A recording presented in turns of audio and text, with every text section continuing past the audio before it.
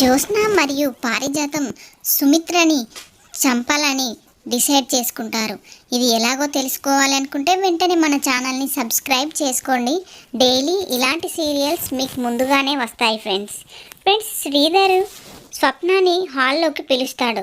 ఇక్కడ కూర్చో అమ్మా అని అనడంతో, నాన్న నన్ను కాశీ గురించి కాక ఎవరి గురించి అడగనైనా నేను ఓకే, కానీ నువ్వు కాశీ గురించి మాత్రం అడగొద్దు అని చెప్పేసి వాళ్ళ నాన్నతో అంటుంది. నేను అలా ఎందుకు అడుగుతానమ్మా, అడగను, నీతో కొంచెం మాట్లాడాలి అని చెప్పేసి అంటాడు స్వప్నతో. చెప్పండి నాన్న అనడంతో, నువ్వు ఒక పని చేయాలమ్మా, నేను కాశీ గురించి మాట్లాడను కానీ కాశీ కట్టిన తాళిని తీసేయమ్మా అని చెప్తాడు స్వప్నతో. ఒక్కసారి సడన్గా ఆశ్చర్యపోతుంది స్వప్న. ఏంటి నాన్న అలా మాట్లాడేశారు అని అంటుంది స్వప్న వాళ్ళ అమ్మ కూడా, కావేరి ఏంటండి మీరు మాట్లాడేది, ఏం మాట్లాడుతున్నారు అనడంతో, నేనేం తప్పుగా మాట్లాడాను కావేరి, తను వద్దనుకుంది, తెంపేమన్నాను, అప్పుడు కావాలి అంది, నేను వద్దన్నా పెళ్లి చేసుకుంది, ఇప్పుడు వద్దు అంటున్నా వినకుండా తెంపేసుకుంటున్నా అంటుంది బంధాన్ని. అలాంటప్పుడు ఆ బంధమే చేయడం వల్ల ఈ తాళెందుకు బరువుగా అనిపిస్తుంది, నాకే ఇద్దరి మధ్యలో ఏదో బాధగా అనిపిస్తుంది, తీసేయమని చెప్పేసి అంటాడు కావేరితో. నాన్న మీరు ఇలా అనడం ఏం బాగాలేదు అని అంటుంది స్వప్న. నువ్వు చెప్పింది కరెక్టే ఉందా అమ్మ, నేనేమంటున్నా, కట్టేసిన తాళి తీసేయమంటున్నా.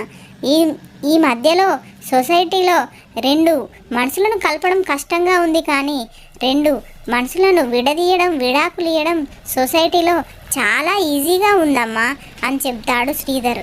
ఏది ఏమైనా మీరు అనడం చాలా ఏం బాగాలేదు నాన్న అంటుంది స్వప్న. నేను ఒకటి అడగచ్చా నాన్న మిమ్మల్ని అంటే, అడుగు, నేను జీవితంలో ఫెయిల్ అయిన భర్తని, ఫెయిల్ అయిన నాన్నని, ఫెయిల్ అయిన మనిషిని కూడా, నేను ఏదైనా చెప్పడానికి రెడీగానే ఉన్నానమ్మా, చెప్పు అని అనడంతో, మీరు పెద్దమ్మని ఇలాంటి క్వశ్చనే వేయండి, తాళి తెంపేయమని అనండి, పెద్దమ్మ ఏం సమాధానం చెప్తుందో చూడండి అని చెప్తుంది శ్రీధర్తో స్వప్న.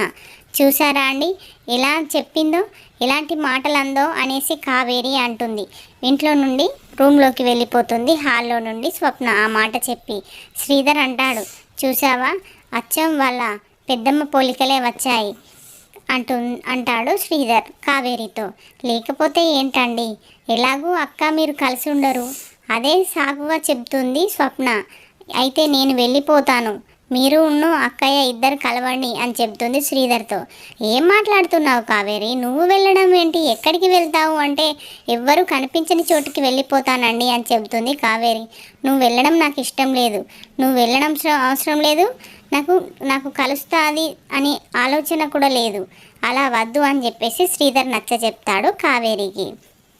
ఇంతలో స్వప్న వెళ్ళిపోతుంది రూమ్లోకి.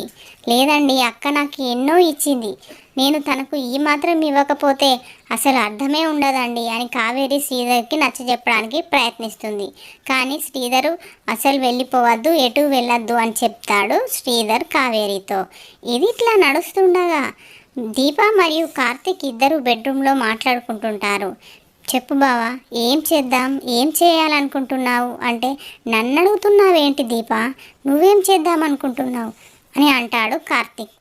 అత్తయ్య చెప్పింది కదా, కనిపించని ప్రాణానికంటే కనిపించే ప్రాణం ముఖ్యమని, అలానే చేద్దామా బావా అని దీప బాధపడుతూ చాలా ఏడుస్తూ కార్తిక్తో చెబుతుంది.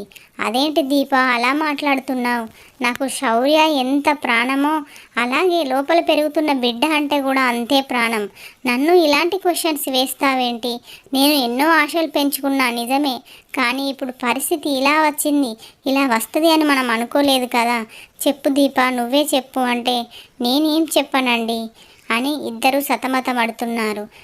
అంతే కదా ఫ్రెండ్స్, ప్రాణాలు ఇద్దరివి రెండు కళ్ళ లాంటివి, ఎవరి ప్రాణాలు వదులుకోవాలి అనేది ఎవరికైనా చాలా డైలమాలే ఉంటుంది కదా ఫ్రెండ్స్. ఇది ఇట్లా ఉంటుండగా పారిజాతం మరియు జ్యోత్స్న ఇద్దరు రూమ్లో ఉంటారు. జ్యోత్స్నకి పారిజాతం అన్నం తినబెడతా ఉంటుంది. ఏంటి గ్రాని, నా పైన నీకేమైనా కోపం వచ్చిందా అని అంటుంది జ్యోత్స్న. కోపమా, నా కొడుకు దొరికే వరకు ఎవరిపైననైనా నాకు అనుమానమే, కోపమే అని చెబుతుంది పారిజాతం. ఇంతలో వీళ్ళిద్దరు మాట్లాడుకుంటున్న సందర్భంలో శివనారాయణ వస్తాడు. వచ్చి ఆ రిపోర్ట్స్ గురించి క్వశ్చన్స్ వేస్తూ ఉంటాడు జ్యోత్స్నాని. ఈసారి నేను తీసుకువెళ్ళాను, రిపోర్ట్స్ సరిగ్గానే వస్తాయని శివనారాయణ అంటాడు. లేదు, ఈసారి కూడా రిపోర్ట్స్ రాంగ్ వస్తాయి, ఏం చేస్తారు మీరు అని పారిజాతం ఆలోచించకుండా దబదబా మాట్లాడేస్తుంది. ఏంటి ఇట్లా మాట్లాడుతున్నావు పారిజాతం, నువ్వు అలా ఎలా వస్తాయి? ఏదేమైనా నాకు మీ ఇద్దరిపైనే డౌట్ ఉంది అన్నట్టుగా మాట్లాడతాడు శివనారాయణ. మేమేం చేశానండి అనుకుంటూ పారిజాతం మరియు జ్యోత్స్న ఇద్దరు కలిసి సుమిత్రను లేపేయాలి, లేదు అంటే రిపోర్ట్స్ని చేంజ్ చేయాలి, ఈ రెండిట్లో ఏదో ఒకటి చేయాలి అని ఇద్దరు దొంగలు మాట్లాడుకుంటుంటారు. ఇంతలో కార్తీక్ వాళ్ళ ఇంట్లో ప్రొద్దున ఏం తినకుండా ఉంటుంది దీప. ఇంతలో కాంచన అంటుంది, ఏంటిరా ఏంటి మీరిద్దరు ఎలా ఉన్నారు? నైట్ తినలేదు, పొద్దున టిఫిన్ కూడా చేయలేదు. ఒకసారి దీప ఏంటమ్మా నువ్వు, ఒకసారి నువ్వు చెప్పు వదినా, నువ్వు చెప్పు దీప ఎలా ఉందో అంటే, ప్రెగ్నెంట్తో ఉన్న ఆడపిల్ల ఎంత సంతోషంగా ఉంటుంది, కానీ దీపం మొహంలో ఎవరో చనిపోతారు దగ్గర వాళ్ళు తెలిసిన వాళ్ళు అన్నట్టుగా ఉంది అని అంటుంది కాంచన. అవును అలాగే ఉంటుంది అంటుంది దీప వాళ్ళ మేనత్త. ఇదిలా ఉంటుండగా చాలా కష్టం పైన దీప టిఫిన్ చేయడానికి తీసుకుంటుంది. కానీ కార్తీక్ కూడా చాలా నీరసంగా ఉంటాడు. ఏంటిదా ఇదంతా, ఏదో జరుగుతుంది నాకు తెలియనివ్వట్లేదు మీరు అని అంటుంది కాంచన. ఫ్రెండ్స్, వీళ్ళ పన్నాగం జ్యోత్స్న మరియు పారిజాతం పన్నాగం ఎక్కడి వరకు వస్తుందో తెలుసుకోవాలి అనుకుంటే వెంటనే మన ఛానల్ని సబ్స్క్రైబ్ చేసుకొని అప్కమింగ్గా వస్తున్న వీడియోస్ని మీరు చూడాలనుకుంటే ఒక లైక్ వేయండి ఫ్రెండ్స్.